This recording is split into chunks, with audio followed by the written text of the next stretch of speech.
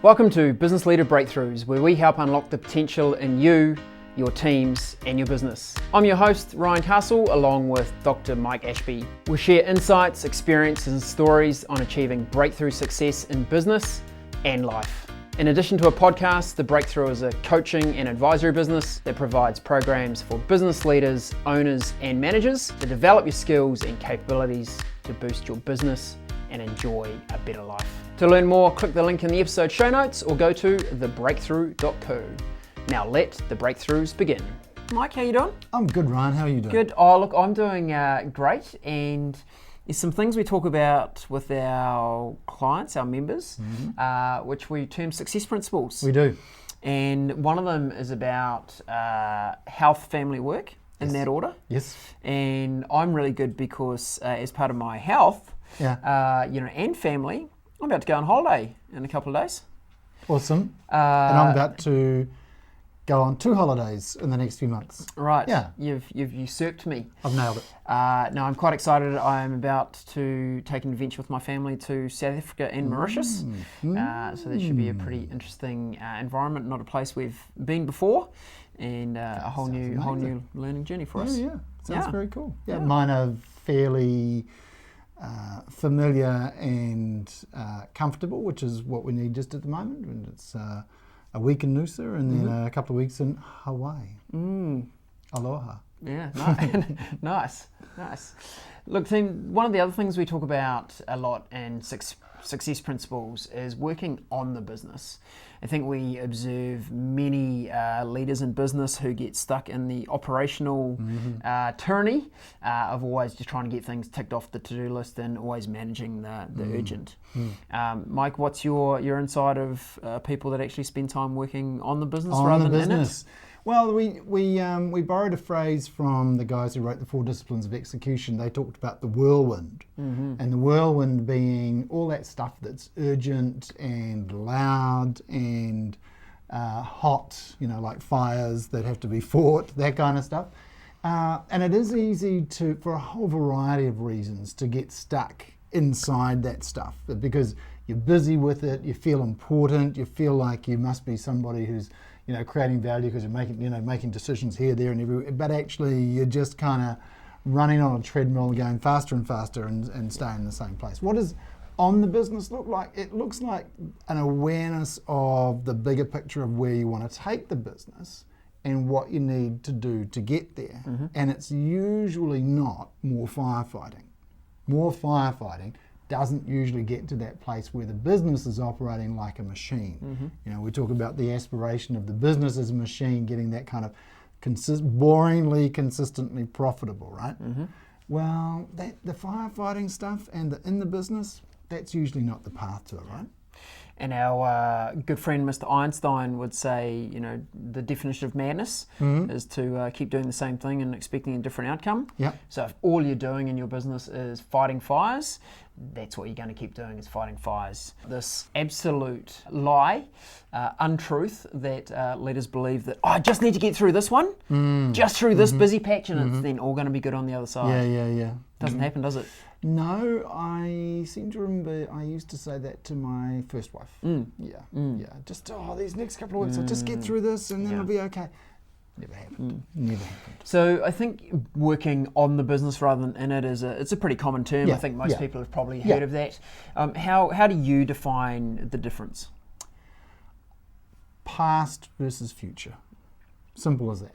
I'm into simplicity at the moment, as you know. Simplicity is excellence. And the simple way of thinking about the on the business stuff is this is the business of the future that you're creating.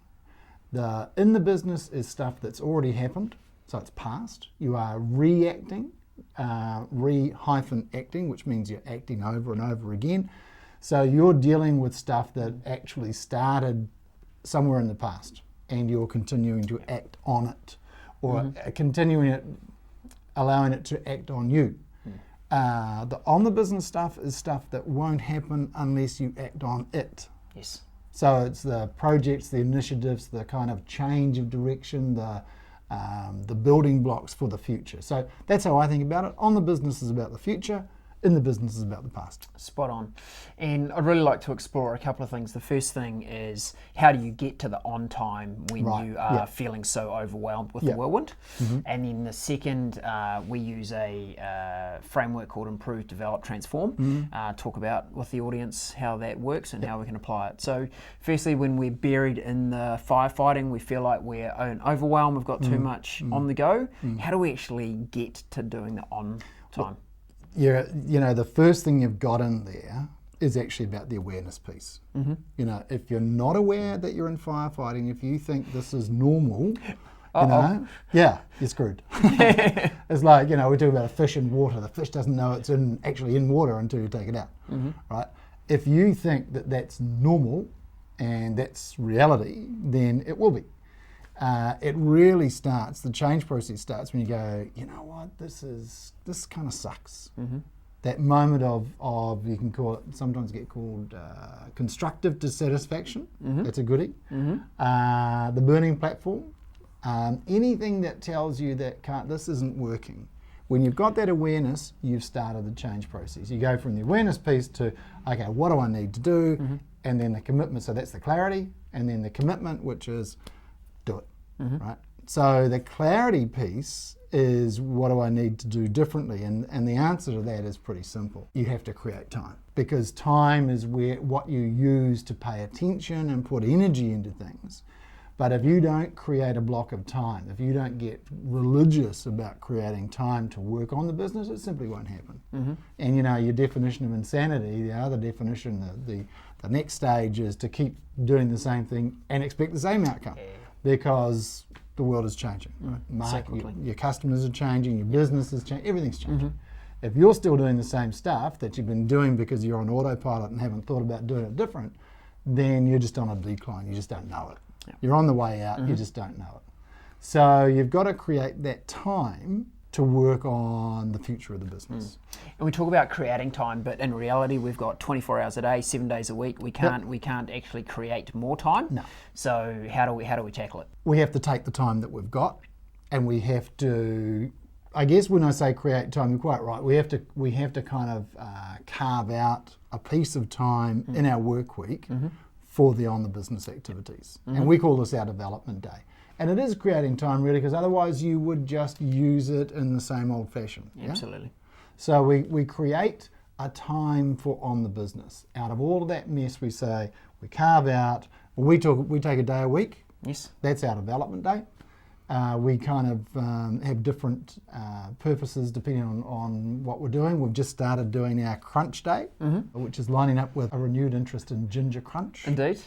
Priorities. Priorities, yeah. It's ritual. Yeah, it is. I was just reading about the All Blacks and what they do to succeed. One of the things they do is rituals, and I can foresee a very good ritual for us getting together on crunch day to crunch through things and eat ginger crunch. Indeed. How good is that day going to be? That is like a high motivator for attending that day. But look, in terms of transformation, I see in people that we work with, religious undertaking of their development days is the single biggest catalyst for change and transformation in them and in their business. I certainly find, from a mental energy perspective, knowing that I've got that 1 day a week to work on the future of the business, it's very rejuvenating for me. It gives me, I think, a sense of calm during the week that I know, look, I've got my other 3 or 4 days to work through what needs to be done, but I've got that day where I know that I'm really going to be moving the business forward. So I think from how do I make this happen? How do I create the time? Look, the only way to do it is to sign up to your day a week, put it in the diary, communicate to your team that you are not going to be available, you are untouchable, to the point that no one should be contacting you unless there has been a serious injury or fatality in your business. Yeah, pretty much. I'm being quite serious about that. You turn the email off, you turn the phone off, you go, here's a block of time that I can actually create the future of the business, and it's just immensely powerful. It's how else are you going to do it? How else are you going to do the stuff that doesn't get done unless you take the initiative, unless you think you can kind of, sprinkle it through your day when you're getting torn in so many different directions? And maybe you've got your business to the point somehow by osmosis that you can kind of do that. But if you really want to move your business forward, carving out that time making that commitment, and then this is the piece for me, is those I know the people we're talking about when we say, the people who have been religious about their commitment to development time, as we call it, the day on, time on. The religious aspect is that they say they're going to do it, and they do it. And I know it sounds kind of obvious, but that's what integrity looks like. Integrity looks like saying, this is what I'm going to do, and then doing it. I was just reading a little story about JP Morgan, the famous financier, and he offered, I can't remember the exact details, but offered $25,000 for the next best idea. For any, Yep. Have you heard this? Yeah. No, I haven't. And so somebody gave him an envelope, and he opened the envelope, looked at it, and said, "Sure, 25,000, yours." It said two things: one, make a list of the things you're going to do today. Two, do them. And that ability to honour commitments, I can't stress enough how fundamental that is. In leadership, in management, in making your business move forward, in relationships, in your personal journey. Yes. And the interesting thing about that commitment stuff is you will have opportunities to kind of sell out, and you will have opportunities to cop out, and things will get hard. The ability, the determination to keep going, that's what builds character, and it's character that drives change. Totally. Grit, resilience, all those characteristics that are so critical. Yeah. So never fall into the trap. You're possibly in it already. Look, I'll get to the future of the business they're working on once I've finished all the other things. It just never happens. You've got to do the on time first, and then figure out how you're going to fit in the operational things outside. Look, we've talked about on being the future of the business. Talk to us, Mike, about the improve, develop, transform framework. Well, we borrowed, I guess, adapted and improved. Indeed. From the McKinsey they call it 3 horizons. Yes. Horizon 1, fix the core. Horizon 2, create the new. Horizon 3, change the game. And when we thought about it, we thought it in terms of improving the business, developing the business, and transforming the business.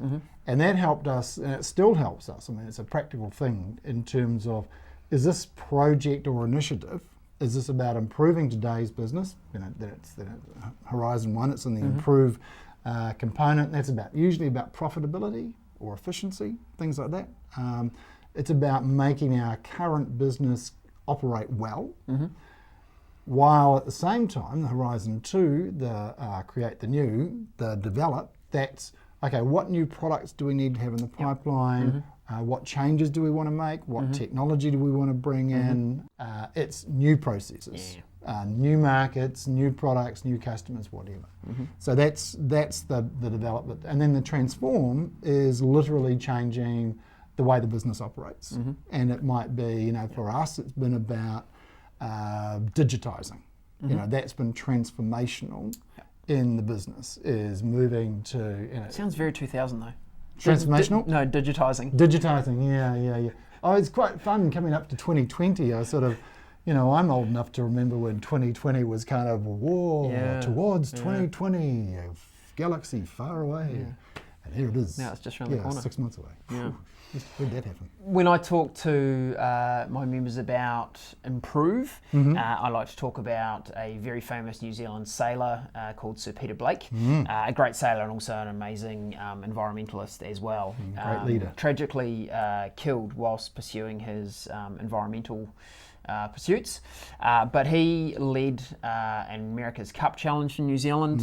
It's a very famous sailing race competed for internationally. And when he was head of the syndicate, he said, anyone in the organisation can come and talk to me. Doesn't matter whether you're a sailmaker, the skipper, one of the team that helps around the base, anyone can come and talk to me, but you have to be talking to me about one thing. And that one thing was, how do we make the boat go faster? And I think it's a great analogy for your business when you think about the improve piece. Wonderful. How do I make the boat go faster? So that would be like, spending time to write a process of probably something that you do, but once it's in a process, once the business will actually do it consistently, you're probably going to train and hand that off to somebody else. Spending time coaching, developing, mentoring people is a classic improve area as well. I think those are a really good a good way to think about what should I be trying to improve. Think about that. How do I make my boat go faster? There was a lovely ad at the time. I don't know if you remember, but the scene was there was Blake, kind of working on something at his desk, and somebody came in with this wonderful marketing idea about how they could do all this wonderful stuff and all the rah-rah, and he just looked up and he said, "Will it make the boat go faster?" And the guy just went silent and kind of left the room. So, having that kind of focus on the stuff that matters, I think that in the improve piece is a really key one, and something that we're continuing to see is that at a time of full employment, at a time when capacity is maxed out, the biggest constraint for people is actually the quality of their people. The biggest constraint on business is the capability of their people. Business owners who are struggling don't think enough about training. Because we know that the best performing businesses, and I can think of a couple, they're not necessarily big when they start doing this, but they get big because they invest in training. They train their people, they train their managers. I think of Miko Shoes. I think of Michaela, a young woman who's steeped in that kind of in the trade. But she's already got, even though she's barely 30 by now, I think, at a very early stage in that business, she was investing heavily in training. You think about the guys at Vivo. Yeah, absolutely. How many? 70 hair and beauty salons, employing about 600 people, and went from zero to that many in six years. Yeah. And really their entire catalyst for achieving that has been to invest and train their people. Invest in training their people. It's at one level it's quite obvious, but it surprises me how many businesses just don't think about it. It's like there's zero awareness of it. The importance of training their people. How else do you think that they're going to get better? How else do you think you're going to improve your business if your people aren't getting better? And yes, I think technology and automation, one of my favourite mantras, standardise, streamline, automate. Absolutely. That's a great way to get the business getting better. But actually, if you don't improve the quality and capability of your people, that won't fundamentally change your business. Absolutely. One of the tools I like to talk about in the develop zone is the hands-off matrix. Thank you. Hands-off, no. Yeah, hands-off, no. Hands-off, look, give it a Google. It is a very simple matrix, just where you look at your current products, both new and existing, and markets new and existing. And it's just a really simple framework to kind of go, where could we develop the business? Where could we grow? Could we go into new geographies? Could we take these existing products into new markets? What else could we sell to our existing customer base and leverage the relationships we've already got? I think that's a goodie. I think the hardest one to take immediate action on is really the transform one. Because in the transform, you're really probably thinking in somewhere in the 3 to 5 to 10 year horizon for your business, thinking about what might it look like in the future. I think a good example is the potential impact that 3D printing might have on various manufacturing organisations, where things that have typically been done in a very labour-intensive manufacturing way, potentially we could see 3D printing. We're seeing organs being 3D printed. That is transformational in the medical space. If you think about how transformational that is between the harvesting, can I use that word? Harvesting of human organs versus 3D printing of them. And I realise we've got a big chasm to cross there, but that is transformational.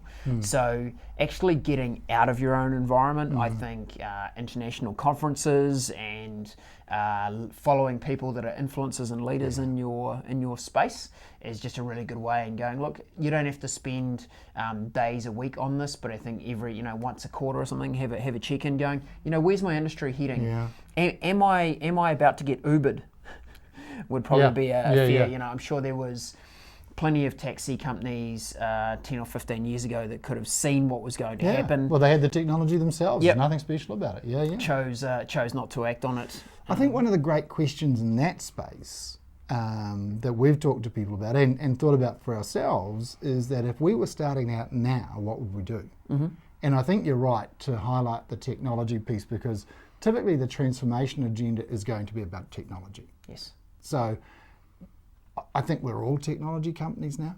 Mm-hmm. Whether we're selling technology or using technology, we are all technology companies. Yep. And I think trying to kind of unlearn everything we've learned to date so that we can have a conversation with ourselves and our team and our markets and our collaborators and colleagues and competitors and stuff about, okay, so if we were going to start this business now, what would we do differently? Yeah. And you do have to kind of, for that period of time, not only turn your phone off and your emails off, you actually have to kind of mentally turn your business off. Yeah, totally. So that you are free to think freely. Yeah. You've got to ditch but we've always done it this way. It's not going everything to you know, all your assumptions, because it's only your version of reality anyway, of course. Totally. And that's just a hypothesis. It's a good framework. Yeah. Okay, so how do we, for our listeners who might be going, I like that, I need to get onto this, where's the starting point? What do they do? Create time. Yep. Set a time in their calendar, in their Outlook or whatever. Mm-hmm. We do a day a week. Ryan's is Friday, mine is Wednesday, and we kind of mix it up in terms of we have a lunch to kind of check in. Mm-hmm. Our crunch days are going to be probably on board day. Mm-hmm. That was the plan. Have our board meeting, ginger crunch, Indeed. And then spend the afternoon like we did last week. We went through some stuff around positioning and just got it. We literally crunched it. We took the time to work through the detail. We dived deep. It's easy to keep going wide, but there are times you just got to dive deep. So once a month we'll be doing a crunch day, but every week we're doing a development day, working on the business, creating the future. Wholeheartedly agree with those things. As I said, transformation for members that we see commit to it and do it. It's not easy because the urgent always speaks louder than the important. For sure. But working on the future of your business is absolutely the important piece. So would highly encourage you to get into that habit of at least weekly spending time on doing a development day, and you'll see the results very, very quickly, both in your own levels of satisfaction, I think, and also the growth of your people and your organisation. No doubt about it. Thanks for joining us today, guys. We'd love to hear your comments back. How are you doing development days if you're doing them already? What works for you and what doesn't? Send us some comments through and take a screenshot of this and share it out to your friends and colleagues. Thanks for joining us. Cheers.